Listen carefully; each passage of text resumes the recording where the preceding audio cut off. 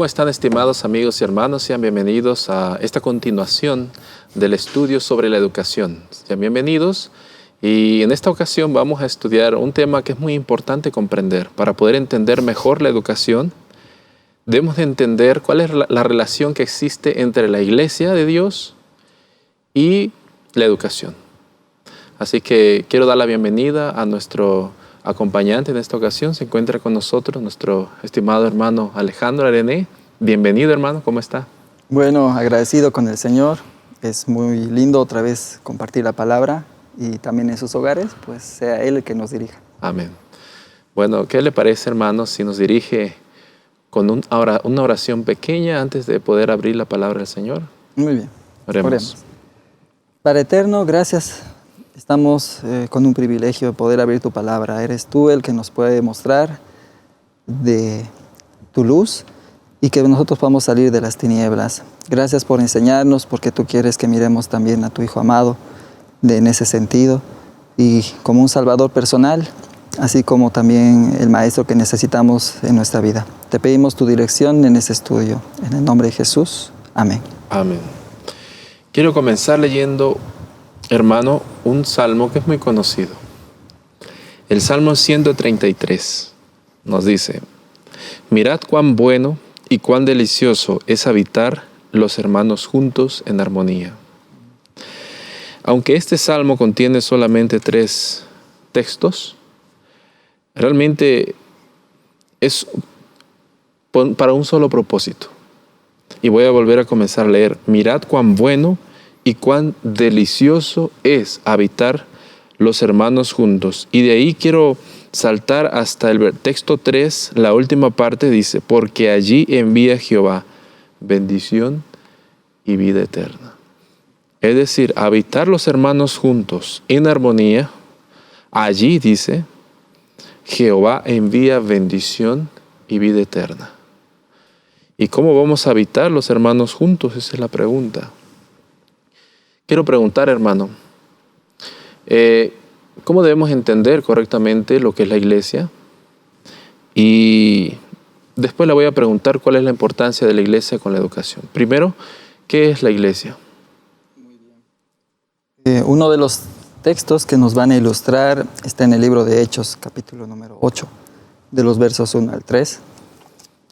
Cuando ahí, Saulo de Tarso, después de la muerte de Esteban, consentía en su muerte. Y notemos cuando dice en el verso 1, y Saulo consentía en su muerte. En aquel día hubo una gran persecución contra la iglesia que estaba en Jerusalén, y todos fueron esparcidos por las tierras de Judea y de Samaria, salvo los apóstoles. Los hombres piadosos llevaron a enterrar a Esteban e hicieron gran llanto sobre él. Y Saulo asolaba a la iglesia, entrando casa por casa, arrastraba a hombres y a mujeres y los entregaba en la cárcel.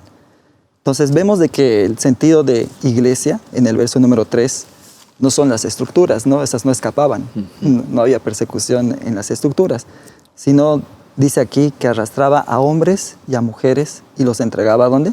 A la cárcel. Eran los fieles a Cristo. Entonces la iglesia tiene que ver con las personas, ¿no? En un sentido.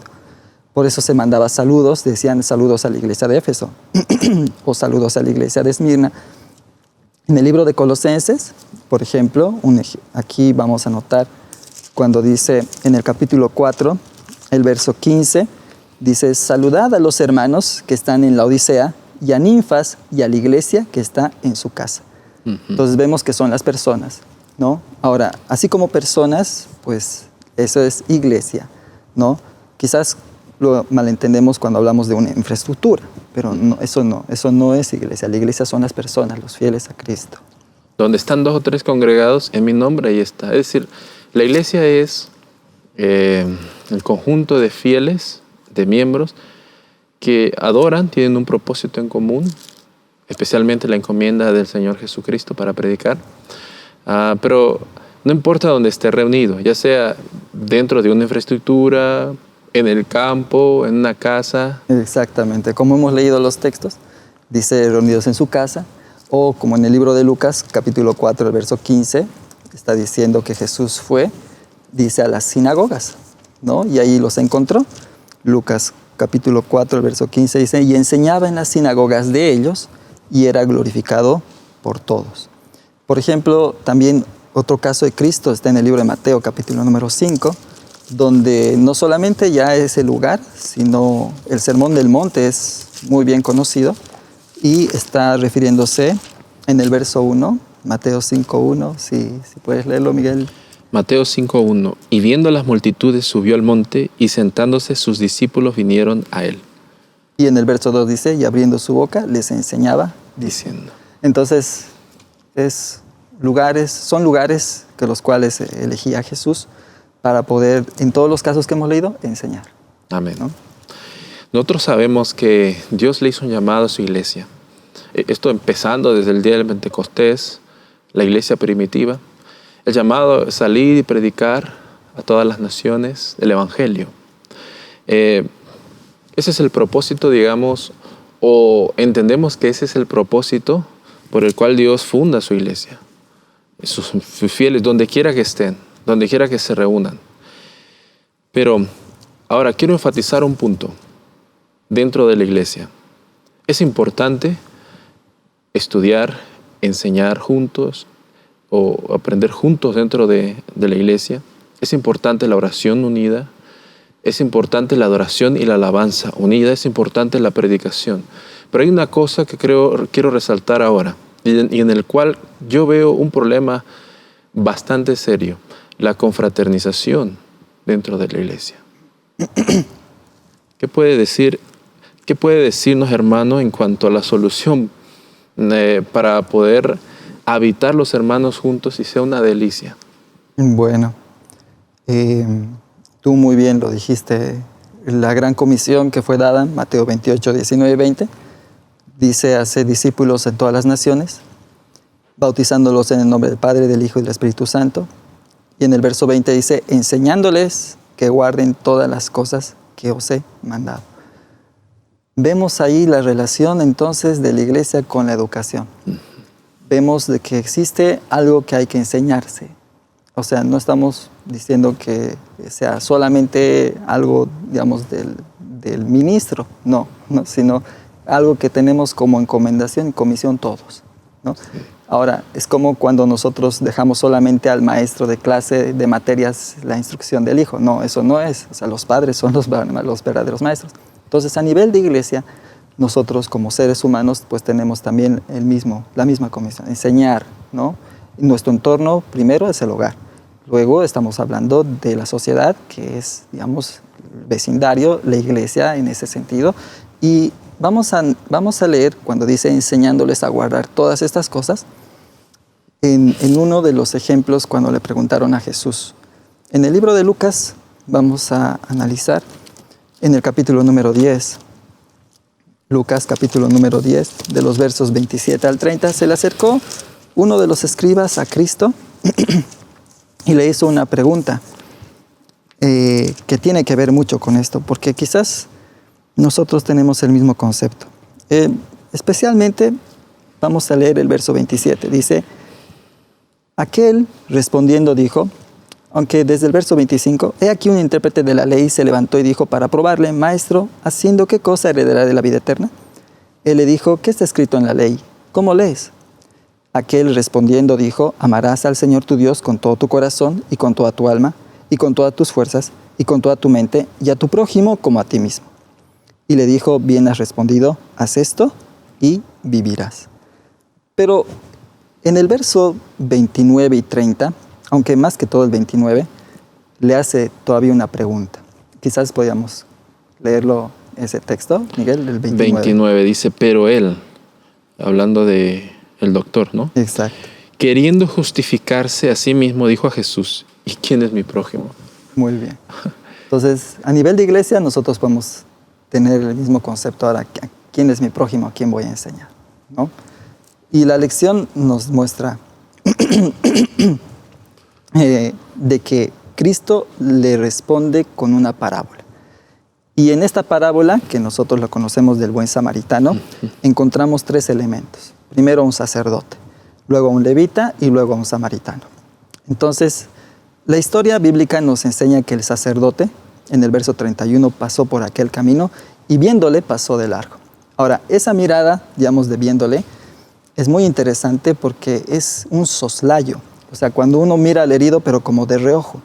O sea, es como sabe que está ahí, pero nosotros la mirada no está directa, sino es como una mirada de reojo. Sabemos que algo pasa y se fue. Esa fue la acción del sacerdote. Pero el levita, como menciona aquí en el verso número 32, dice, asimismo un levita llegando cerca de aquel lugar y viéndole pasó de largo. Él más curioso, o sea, vio lo que sucedió, sabía qué debía hacer. O sea, él no estaba, digamos, sin el conocimiento. Él tenía un deber, o sea, pero ese deber le desagradaba hacer. Y se persuadió de que el caso no le concernía y se fue. Muchos vamos a entender, ¿no? Quizás podemos pensar, si merece la ayuda que yo debo dar. O sea, condicionamos si la ayuda solamente es para judíos y tenían, digamos, la duda si era judío o si no pertenecía a su nación. Pero son cosas características del sacerdote y levita. Ahora, en el libro de Hebreos, capítulo 5, 1 y 2, vamos a ver qué era lo que debía hacer. Hebreos, capítulo 5, versos 1 y 2. ¿Qué dice las Escrituras? Hebreos capítulo 5. Sí, exactamente. Va a hablar del oficio del sumo sacerdote. 1 y 2. El 1 y el 2. Porque todo sumo sacerdote, tomando de entre los hombres, es constituido a favor de los hombres en lo que a Dios se refiere, para que presente también ofrendas y sacrificios por los pecados, que pueda compadecerse de los ignorantes y extraviados, puesto que él también está rodeado de flaqueza. Entonces vemos de que uno, en el asunto del deber para con Dios, tenía un oficio muy importante, el presentar ofrendas y sacrificios por los pecados. Pero en el verso 2 está diciendo, ya a nivel de necesidad, para que, dice aquí, se muestre paciente con los ignorantes y extraviados. Entonces, era compadecerse de los ignorantes y extraviados como era este extranjero. Entonces, ellos sí sabían lo que tenían que hacer, tanto el sacerdote como el levita. Ahora, es muy interesante, por ejemplo, porque ellos debían dar a conocer el carácter de Dios. O sea, debían dar a conocer como representantes de un pueblo, debían dar a conocer no solamente al pueblo mismo, sino a las naciones circundantes. Pero la acción vemos diferente, ¿no? Sí. Ahora, en el libro de Éxodo, capítulo 23, vamos a notar otro ejemplo. Esto hablando de lo que Dios había ordenado a Moisés. ¿Será que Dios se preocupa por estas personas? Porque podemos pensar de que ya que, bueno, le pasó esto a este hombre, quizás Dios no se preocupa. Pero no, sí, vamos a leer Éxodo capítulo 23 y especialmente vamos a ver versículo en el verso que habla del extranjero, el verso 9. Dice, y no os angustiarás al extranjero, pues vosotros sabéis que se halla el alma del extranjero, ya que extranjeros fuisteis en la tierra de Egipto. Muy bien. Es algo que Dios quería, o sea, no angustiar al extranjero, porque vosotros habéis sido extranjeros cuando estaban en Egipto. Ahora, es muy interesante cómo Dios quiere que nosotros también lo consideremos, porque a toda persona que pasa, por ejemplo, en el caso de Lot, ¿qué sucedió cuando estaba viniendo extranjeros a su tierra? En el libro de Génesis. Vamos a ver en el libro de Génesis 19:2.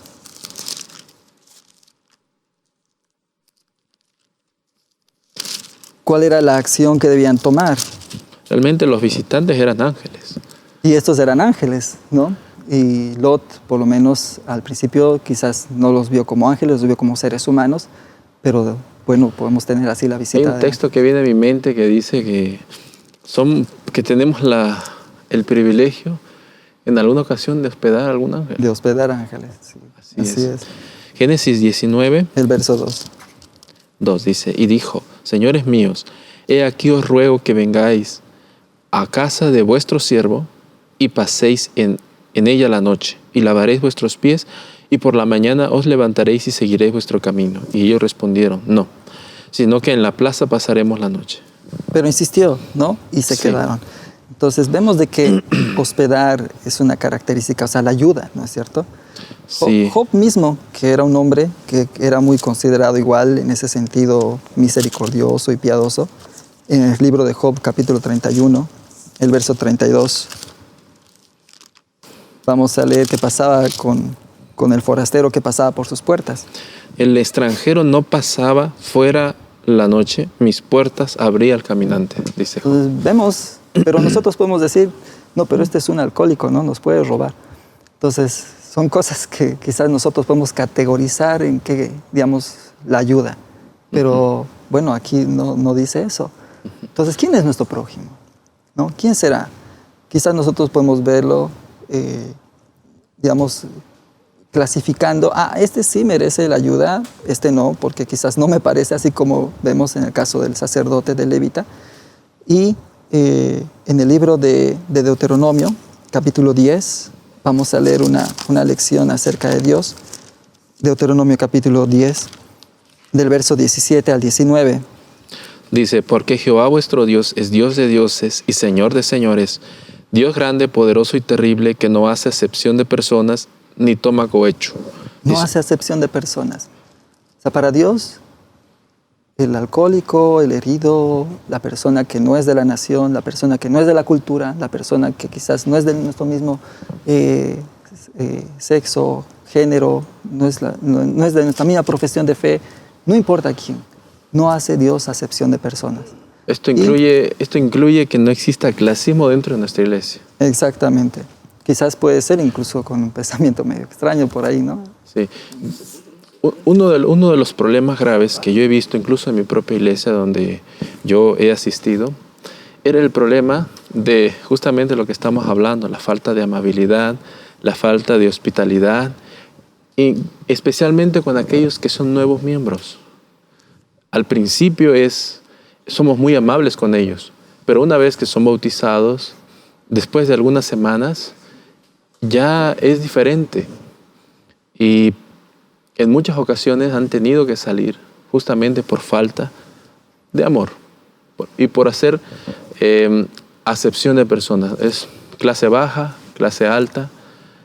La economía, la condición social, muchos otros factores que puedan influir. Pero Jesús nos está enseñando que no debe existir acepción. Exactamente. Él no hace acepción de personas.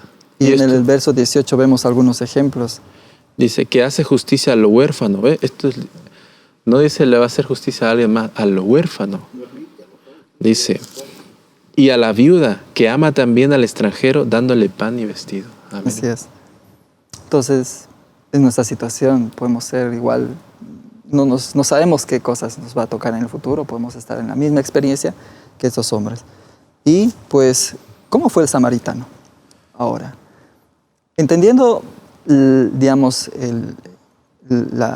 qué significa como nación de Samaria, esto debemos ver que eran al principio sangre, su misma sangre, eran los hijos de Israel. Sí, de una misma sangre les he hecho, dice. Y desde Adán. Pero hablando, digamos, en el sentido como pueblo, como nación, como hijos de Jacob, eran sangre, eran su misma sangre, los samaritanos eran su misma sangre. Solamente que en el tiempo de Salomón, cuando tenía todavía el gobierno de las 12 tribus, se separaron políticamente. Y terrenal, en territorio también. Solamente se quedó la tribu de Judá y de Benjamín, gobernado para la casa de Israel, para la casa de Jacob, y la casa de Israel tenía las otras 10 tribus. Con el tiempo hubieron, situaciones en las cuales llegaron a odiarse mutuamente. Entonces, pero eran su sangre. Ahora, en el libro de Lucas, capítulo número 4, vamos a ver Juan, capítulo número 4, cuando Jesús va a Samaria. Dice que se encontró con una mujer. Y pues vamos a leer en el verso número 9. Dice, entonces la mujer samaritana le dijo, ¿cómo es que tú, siendo judío, me pides a mí de beber que soy una mujer samaritana? Porque los judíos no tienen trato con los samaritanos. Así es, porque judíos y samaritanos no se tratan entre sí. Como estaba en el medio Samaria para pasar al otro lugar donde querían ir Jesús, muchos judíos lo que hacían era dar la vuelta para no toparse con los samaritanos. ¿Por qué? Porque había un odio natural. Por distintas circunstancias no se agradaban uno del otro, inclusive para hablarse. Pero el samaritano, ¿qué hizo? O sea, frente a lo que vemos, sin hacer acepción, sin ver de que era samaritano, lo puedo ayudar. Si era judío, no lo ayudó. O sea, inclusive, si nosotros vemos al revés la situación, podía pensar el samaritano que hasta le podían escupir, pero él hizo lo correcto. Tenía que ayudar, fuese quien fuese. Y era muy interesante que le bastaba el hecho de que se trate de un ser humano. Por eso era la ayuda que él hacía. Amén. Así es. Ahora, esto se extiende un poco más, porque resulta que en el libro de Lucas, vamos a ver, cuando Jesús enseñaba acerca del sábado, por ejemplo, decía, ¿quién de vosotros, pues viendo un animalito, no lo desata? ¿No es cierto? Sí, en Lucas capítulo... Y cuando enseñaba así de los animalitos, inclusive cuidar de las criaturas de Dios. O sea, se extiende un poco más a hacer el bien.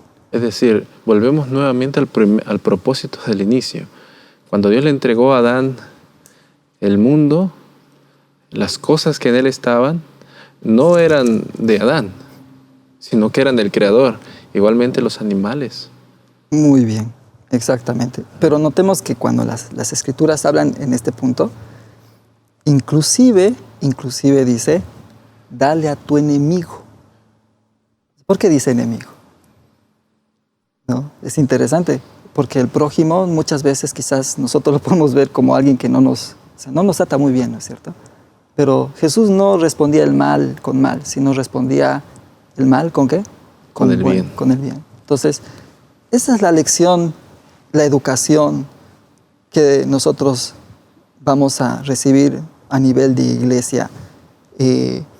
Jesús, si nosotros analizamos, hizo una pregunta en el libro de Lucas 10:36.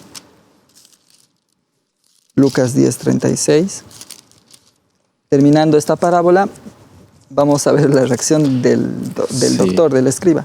¿Quién pues de estos tres te parece que fue el prójimo del que cayó en manos de los ladrones? 37. Y él dijo, el que mostró con él misericordia. Entonces Jesús le dijo, ve y haz lo mismo. Pero es muy, muy interesante aquí que ni siquiera él como doctor de la ley se atrevió a pronunciar el samaritano. Porque vemos de que naturalmente tenía todavía ese odio. El que mostró, dice, con él misericordia. Era más corto decir el samaritano. Sí, pero es una lección aquí, dice el que usó de misericordia. Entonces, Dios quiere que se desarrolle esto en el ser humano. Pero para que eso suceda, le estaba enseñando a este doctor algo, porque él quizás podía pensar que era misericordioso. Romanos capítulo 1, en el verso 31. Ahora, esto es otra parte de la lección. O sea, ¿qué cosa más debemos enseñar? Si bien nos muestra lo bueno que hay que hacer, pero en el libro de Romanos 1:31 vamos a leer un punto importante. ¿Qué dice? Necios, desleales, sin afecto natural, implacables, sin misericordia. El corazón del ser humano no tiene este don. Somos necios, desleales, sin misericordia naturalmente. Y cuando lo que dijo este doctor de la ley era verdad, el que usó de misericordia. Pero nos está mostrando al mismo tiempo otra lección, más espiritual. Nosotros no tenemos esto. Entonces, nuestra necesidad, ¿quién es? Para que sea parte de la iglesia, dice, la cabeza es Cristo. Cristo es la cabeza de su iglesia. Entonces, Cristo debe ser su primera necesidad. Sí. Cristo debe ser su salvador personal. Amén. Y Cristo, por eso vino a este mundo. La lección del buen samaritano nos enseña que él, despojándose de lo que estaba en el cielo con trono, con gloria, con la adoración de los ángeles, al lado del Padre, vino a este planeta Tierra para rescatar, vino para aliviar a los enfermos, vino para ayudar al necesitado. Eso es lo que estaba mostrando esta ilustración. Era un aspecto real que sucedió y el que estaba escuchando dice eso, se acordó de lo que sucedió y vio de que la persona, al no hacerlo, entonces la primera impresión es, yo no lo hice. O yo no lo hago. Entonces nuestra primera necesidad será Cristo. Amén. Y de Cristo, ¿ahora qué dice? Yo rogaré al Padre y os dará el otro Consolador. Sin esto, sin la misericordia de Dios, porque la misericordia se manifiesta de Dios, necesitamos un lugar. El lugar es el santuario donde Cristo está abogando por nosotros. Amén. Que presente su misericordia, toda su vida de obediencia ante el Padre, haga una declaración de obediente y el Espíritu Santo pasa a ser una realidad en el ser humano para que desarrolle, para que cree todos estos dones y pueda a desarrollarse en el ser humano la misericordia. Amén.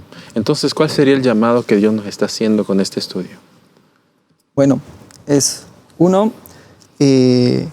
necesitamos de Cristo.